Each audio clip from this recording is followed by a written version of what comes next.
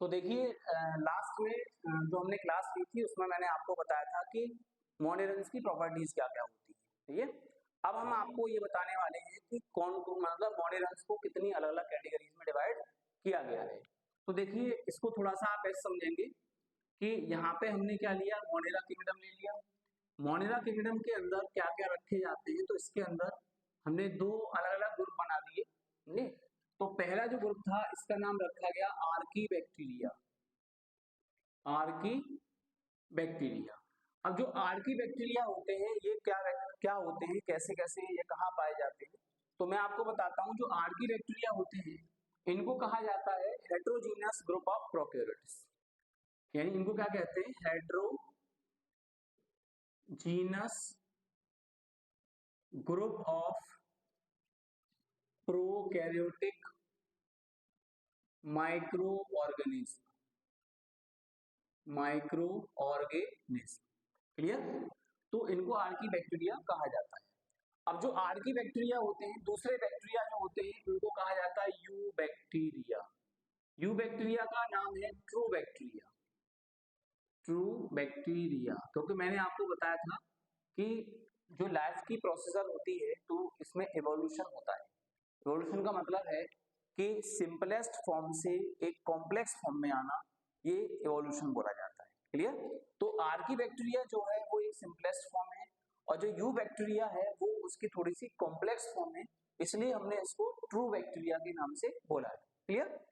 अब देखिए जो आर्की बैक्टीरिया होते हैं, तो आर्की बैक्टीरिया के अंदर क्या क्या होता है ये आपको समझना है। तो आर्की बैक्टीरिया को हमने यहाँ पे अलग अलग तीन कैटेगरी में डिवाइड किया हुआ है। तो आर्की बैक्टीरिया में पहली जो कैटेगरी होती है उनको हेलोफाइल्स कहा जाता है, और जो दूसरी कैटेगरी होती है उसको हम लोग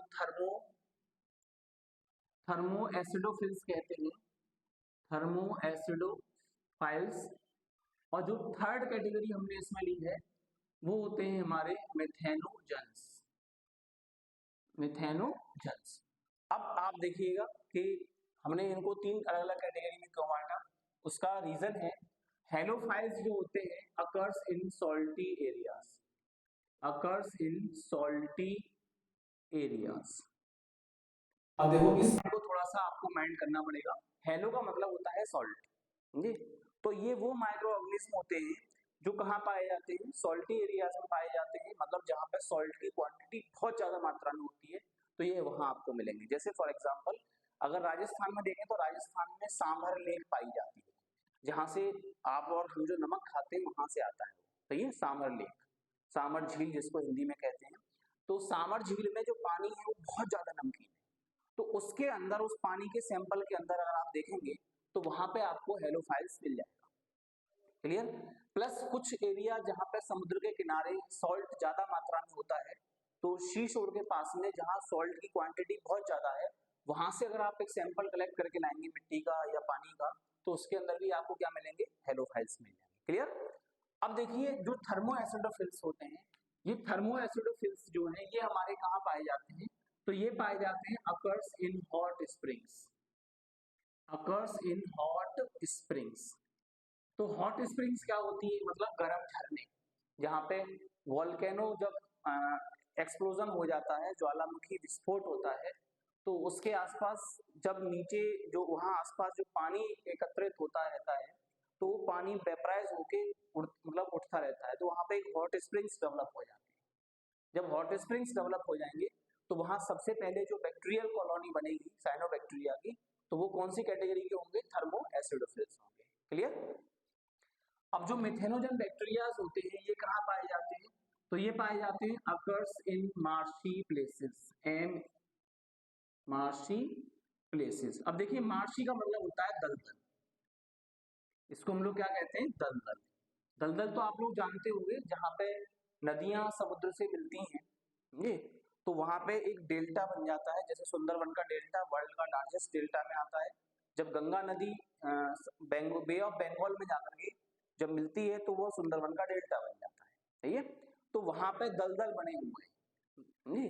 तो उन दलदल वाली जगहों पर जो बैक्टीरिया पाए जाते हैं उनको मेथेनोजन कहा जाता है। प्लस कोयले की जो खाने हैं, तो मैं आपको बता दूं कोयला जो है एक फॉसिल फ्यूल है, तो कोयले का निर्माण कैसे हुआ ये आपने अपनी छोटी छोटी क्लासेस में पढ़ा होगा कि आज से करोड़ों साल पहले पृथ्वी पर जब बहुत बड़े बड़े जंगल पाए जाते थे, तो जब पृथ्वी पे भूकंप आए या कुछ नेचुरल हिजार्ड्स हुई तो वो सारे के सारे जंगल पृथ्वी के नीचे दफन हो गए। तो हाई टेम्परेचर और प्रेशर पे उनका कह सकते हो कि डिसइंटीग्रेशन हुआ, उसके बाद फिर वहां से कोयले में वो कन्वर्ट हो गए। क्लियर? तो आपने देखा होगा, कभी कभी सुना भी होगा कि कोयले की खानों में आग लग जाती है या जंगलों में आग लग जाती है, या आपने सुना होगा। तो होता क्या है, वहां पे दलदल बन जाता है। अब जो दलदल बन जाता है तो उस दलदल में मिथेनोजन बैक्टीरिया जो होते हैं, जो आर्की बैक्टीरिया कैटेगरी में आते हैं, वहां पे वो डेवलप हो जाते हैं, और जब वो डेवलप हो जाएंगे तो वहां पे मीथेन गैस जो है वो निकलना स्टार्ट हो जाएगी।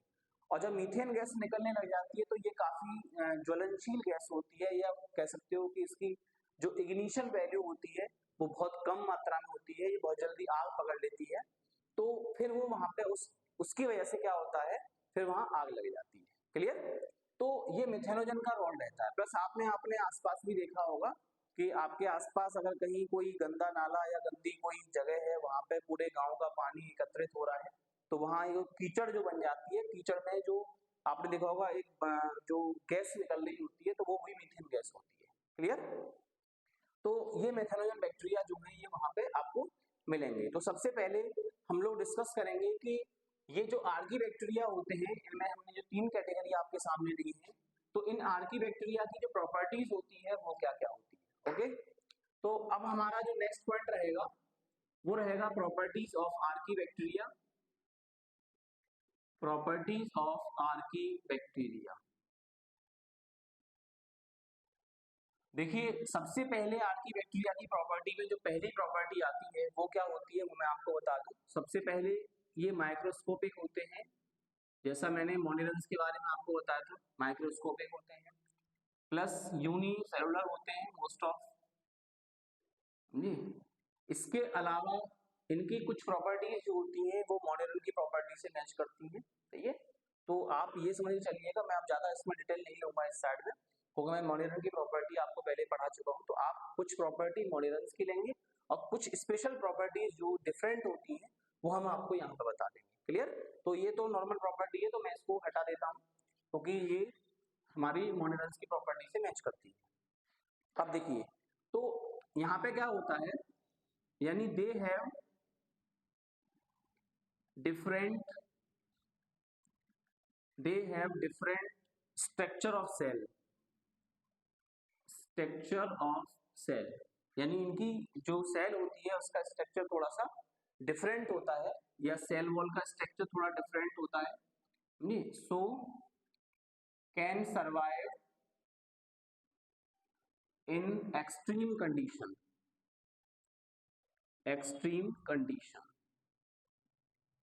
समझ में आ रहा है?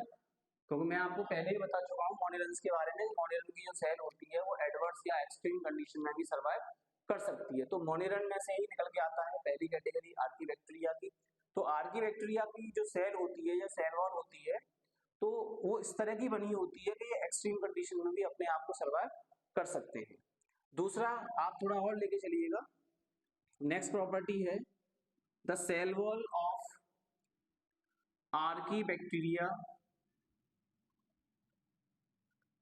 do not contain peptidoglycan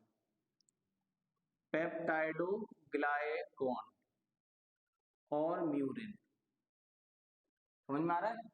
यानी ये थोड़ा सा अलग है, ये वाला जो पॉइंट है वो उससे मोनिरन की प्रॉपर्टी से अलग है। क्योंकि मैंने बताया था मोनिरन में क्या होता है कि उनकी जो सेल वॉल होती है वो पेप्टाइडोग्लाइकॉन की बनी होती है, लेकिन इनकी सेल वॉल पेप्टाइडोग्लाइकॉन की नहीं बनी होती है। तो do not contain the peptidoglycan या म्यूरिन हम इसको कह सकते हैं, but made up of glycoprotein,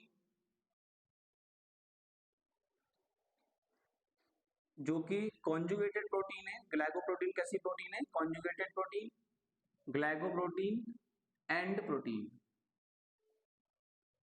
तो ये क्वेश्चन कई बार पूछा जाता है कि जो आर्की बैक्टीरिया होते हैं उनकी सेल वॉल किसकी बनी होती है।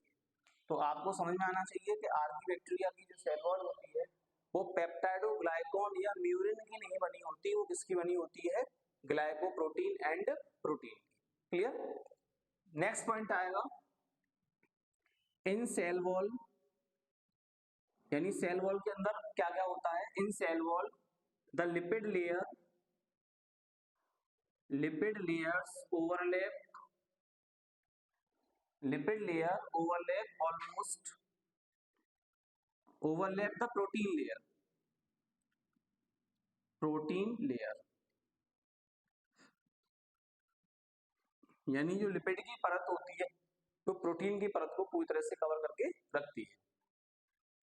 प्लस आगे देखेंगे जो मिथेनोजेंस होते हैं, तो लिखेंगे यहाँ पे methanogens are found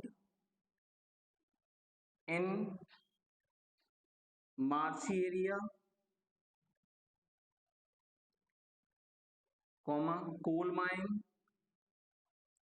coal mines and gut of ruminant animals,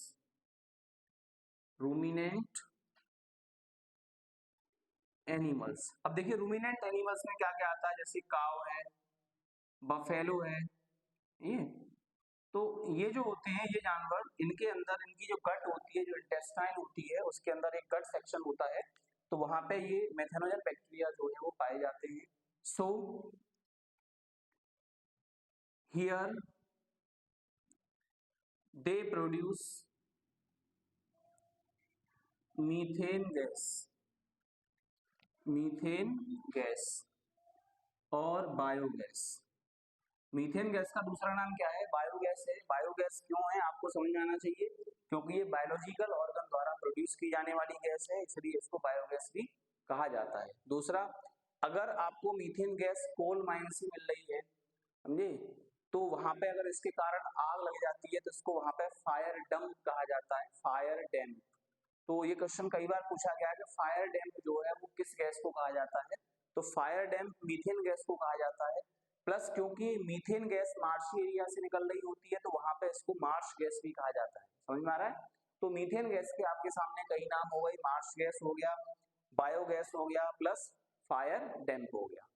तो ये प्रॉपर्टीज आपको नोट कर लेनी है। अभी देखिए हम कुछ और प्रॉपर्टीज आपके सामने डिस्कस करेंगे कि और कौन कौन सी प्रॉपर्टीज होती हैं जो कि आर्की बैक्टीरिया के अंदर पाई जाती है। तो हमारी जो नेक्स्ट प्रॉपर्टी है वो क्या है, वो आप देखिएगा। ये जो आर्की बैक्टीरिया होते हैं, यानी इनमें मिथेनो बैक्टीरिया जो होते हैं उसको लिखेंगे मिथेनोजेंस, यानी मिथेनोजन की प्रॉपर्टी के बारे में थोड़ा सा डिस्कस कर रहे हैं। तो मिथेनोजेंस आर ऑब्लिगेट पैरासाइट,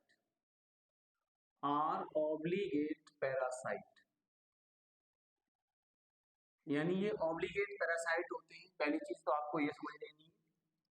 देखिए एक चीज ध्यान रखिएगा, जो पॉइंट्स मैं आपको लिखा रहा हूँ ये बहुत ही इंपॉर्टेंट पॉइंट है जो मेडिकल एग्जाम्स में हमेशा पूछे जाते हैं, और बहुत शॉर्ट तरीके से मैं आपको समझा रहा हूँ इसी वजह से, ताकि आपको कोई दिक्कत ना हो।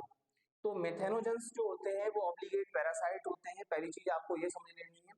दूसरा क्या होता है, दे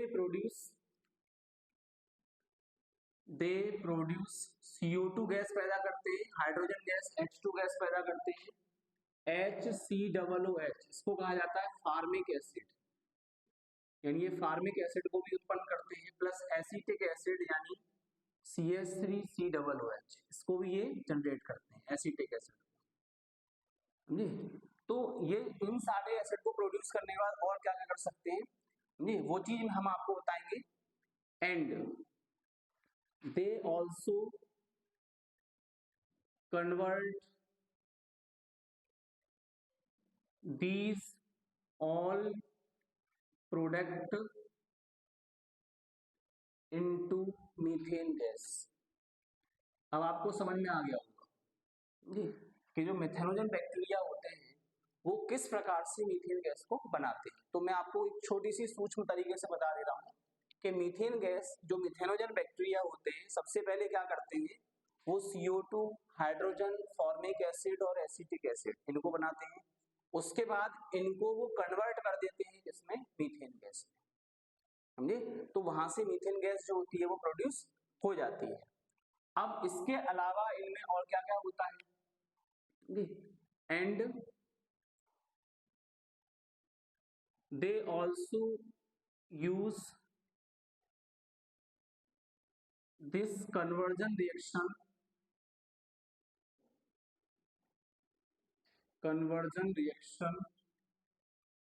टू प्रोड्यूस एटीपी। यानी ये जो कन्वर्जन रिएक्शन होती है इसमें ये लोग क्या करते हैं, ये अपनी मेटाबॉलिक प्रोसेस को कंटिन्यू रखते हैं ताकि वहां पे ये इस एनर्जी का जो यूज है उसको एटीपी यानी एडिनोसिन ट्राइफॉस्फेट, जिसको एनर्जी कॉइन कहा जाता है, उसको बनाने में ये इसका यूज कर लेते हैं। क्लियर? तो ये जो हमारी प्रॉपर्टीज हैं, ये प्रॉपर्टी किसकी है, मेथनोजन बैक्टीरिया की। अब देखिए मेथनोजन बैक्टीरिया में कौन कौन से बैक्टीरिया ऐसे हैं जो मेथनोजन में आते हैं। तो पहला आएगा आपको मिथेनोकोकस। मिथेनोकोकस, अब देखिए यहाँ कोकस शब्द जुड़ गया है, तो कोकस का मतलब होता है स्फेरिकल, यानी एक ऐसा बैक्टीरिया जिसकी बॉडी कैसी होती है, गोलाकार होती है, उसको कोकस कहा जाता है। और दूसरा बैक्टीरिया जो इसमें आता है उसका नाम है मिथेनोबैक्टीरियम। मिथेनोबैक्टीरियम। तो ये दो तरह के बैक्टीरिया होते हैं जो मीथेन गैस को प्रोड्यूस करते हैं। क्लियर? अभी जो हमारे पास नेक्स्ट है वो मैंने आपको बताया था थर्मो एसिडोफिल्स होते हैं। तो थर्मो एसिडोफिल्स की हम बाद में बात करेंगे, पहले हम लोग बात करते हैं हेलोफिल्स की, जो कि कह सकते हो कि सॉल्टी एरियाज में पाए जाते हैं। तो देखिए इसमें दो बैक्टीरिया हमने लिए हैं, एक तो हेलोकोकस लिया है, हेलोकोकस जो स्फेरिकल होगा, एंड हेलोबैक्टीरियम, ये दो बैक्टीरिया हैं, हेलोकोकस एंड हेलोबैक्टीरियम। समझे? अब ये जो दो बैक्टीरिया होते हैं इनका काम क्या होता है, are present in salty areas, यानी ये सॉल्टी एरियाज में पाए जाते हैं। क्लियर? वहां पे इनका क्या काम रहता है वो मैं आपको बताता हूं। Salty areas and have purple colour, purple colour, इनका जो कलर होता है वो पर्पल होता है due to strong sunlight, strong sunlight, क्योंकि उस जगह पे सनलाइट जो होगी बहुत ज्यादा स्ट्रॉन्ग होती है, इस वजह से इनका जो कलर हो जाता है वो कैसा हो जाता है, पर्पल हो जाता है। And they use the sunlight to, यानी इनका और क्या काम है, they use the sunlight to perform its metabolic activity. यानी जो सनलाइट है इसका ये यूज कहाँ करेंगे, मेटाबॉलिक एक्टिविटी जो उनकी सेल के अंदर होती है उसको परफॉर्म करने में ये सनलाइट का प्रॉपर तरीके से यूज करते हैं। लेकिन फिर भी आप इनको फोटो हेलोफिल्स नहीं कह सकते। कारण क्या है वो मैं आपको बता देता हूँ, इसके पीछे क्या रीजन रहता है। But can not convert CO2 into sugar, ये इसका रीजन है। अगर आप कहेंगे, आपके दिमाग में कोई क्वेश्चन है अगर अराइज हो रहा है कि जो हेलोफाइल्स हैं ये भी अपनी सनलाइट को यूज करने के बाद ये अपना मेटाबॉलिक एक्टिविटी को परफॉर्म कर रहे हैं, एटीपी जनरेट कर रहे हैं बॉडी के अंदर, तो फिर इनको फोटो ऑटोट्रॉप्स में आना चाहिए। तो ऐसा नहीं है, फोटो ऑटोट्रॉप्स में केवल उन्हीं को रखा जाता है जो CO2 को शुगर में कन्वर्ट कर देते हैं। समझ में आ रहा है? अगर कोई माइक्रो ऑर्गेनिज्म या कोई मैक्रो ऑर्गेनिज्म कार्बन डाइऑक्साइड को शुगर में कन्वर्ट नहीं कर पाता है तो आप समझ लीजिएगा उसको फोटो ऑटोट्रॉफिक नहीं कहा जाएगा। क्लियर? तो इसको हम फोटो ऑटोट्रॉफिक इसलिए नहीं कह सकते क्योंकि मैंने लास्ट लाइन में आपके सामने लिख रखा है but can not convert CO2 into the sugar, ये CO2 को शुगर में कन्वर्ट नहीं कर सकते। क्लियर? तो यहाँ तक कोई डाउट आपको?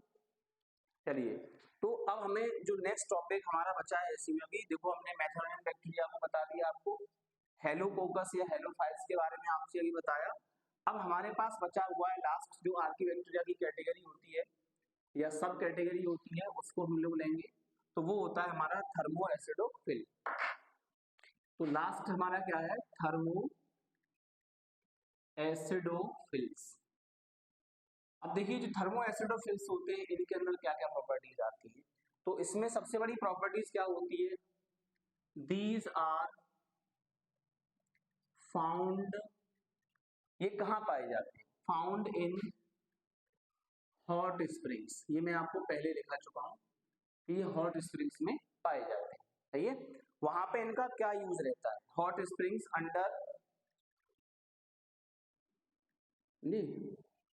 Under anaerobic condition, anaerobic condition यानी एनेरोबिक का मतलब है कि वहां पे ऑक्सीजन जो है वो प्रेजेंट नहीं होनी चाहिए, ये तो जो एनेरोबिक कंडीशन है ये वहां पे पाए जाते हैं। And in aerobic condition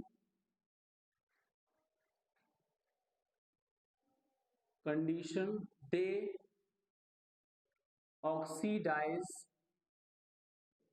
sulphur into sulphur dioxide. ये चीज देखो आपको नोट करनी होगी कि जो एरोबिक कंडीशन होती है यानी वायु की उपस्थिति में या ऑक्सीजन की उपस्थिति में ये क्या करते हैं, सल्फर को ऑक्सीडाइज करके सल्फर डाइऑक्साइड में कन्वर्ट कर देते हैं, ये due to which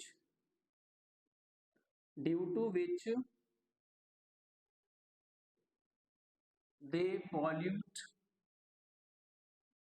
the environment, यानी ये एनवायरमेंट को पॉल्यूटेड कर देते हैं एंड मेक इट एसिडिक। अब एसिडिक में जो पीएच वैल्यू है ये इसको 2 तक ले जाते हैं, यानी ये एनवायरमेंट को बहुत ज्यादा मोर एसिडिक बना देते हैं। जहां पे मतलब कह सकते हो कि मिट्टी के अंदर या जहां कुछ ऐसे एरिया पाए जाते हैं हॉट स्प्रिंग्स के नियर अबाउट, जहां बड़े बड़े पहाड़ होते हैं या सल्फर की मात्रा ज्यादा होती है, तो वहां पे सल्फर डाइऑक्साइड जो होती है बहुत बल्क में निकलती है और वहां का आसपास का जो वायुमंडल होता है, जो इन्वायरमेंट होता है, वो बहुत ज्यादा एसिडिक हो जाता है, सही है, जिसकी वजह से वहां पे जो ग्रीनरी है यानी जो हरे पेड़ पौधे हैं वो आसपास पॉसिबल नहीं हो पाएंगे, clear. But in anaerobic condition यानी अगर वहां पे ऑक्सीजन, इनकेस अगर ऑक्सीजन नहीं है तो क्या होगा, इन anaerobic condition they convert sulphur into H2S, यानी हाइड्रोजन सल्फाइड जो है ये उसमें उसको कंडीशन, यानी एनारोबिक कंडीशन में ये हाइड्रोजन सल्फर को हाइड्रोजन सल्फाइड में कन्वर्ट कर देंगे, समझ में आ रहा है।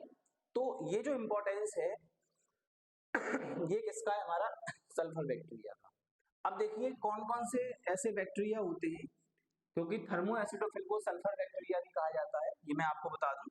तो ऐसे कौन कौन से बैक्टीरिया होते हैं जिनको थर्मो एसिडोफिल्स में रखा गया है, तो इसमें पहली जो कैटेगरी आती है वो होती है सल्फोबोलस, पहला बैक्टीरिया है सल्फोबोलस। जो दूसरा बैक्टीरिया है वो थर्मोप्लाज्मा है, थर्मोप्लाज्मा। और जो तीसरा हमारा बैक्टीरिया है उसका नाम रखा गया है थर्मोप्रोटियस, थर्मोप्रोटियस। तो अभी देखिए हमने जो आर्की बैक्टीरिया की डिटेल आपको बताई, तो ये बहुत ज्यादा इंपॉर्टेंट है। क्यों इंपॉर्टेंट है, क्योंकि इसमें से क्वेश्चंस हमेशा आते हैं और ये कह सकते हो कि हम किंगडम मोनेरन्स को पढ़ रहे हैं स्टार्टिंग में। तो मोनेरन्स जो है, मैंने आपको पहले बताया कि जीवन की शुरुआत जो हुई थी वो मोनेरन्स से हुई थी, समझे। तो जब हम लोग मोनेरन्स को ढंग से समझ लेंगे तब हमें आगे जाके समझ में आएगा। तो अभी मोनेरन का जो हमने पहला पार्ट आपको बताया है आर्की बैक्टीरिया, जिसमें हमने 3 कैटेगरी आपको डिफाइन की है, हेलोफिल्स बताया मैंने आपको, प्लस थर्मो एसिडोफिल्स के बारे में बताया, और स्टार्टिंग जो हमने मेथनोजन बैक्टीरिया जो था उसके बारे में हमने आपको बताया, क्लियर। तो इन तीनों चीजों की जो प्रॉपर्टीज हैं इसको आप ढंग से याद कर लीजिएगा। अब हमारा जो नेक्स्ट रहेगा, नेक्स्ट टॉपिक जो हमारा यू बैक्टीरिया है, उसको हम अपनी अगली क्लास में डिस्कस करेंगे, ओके।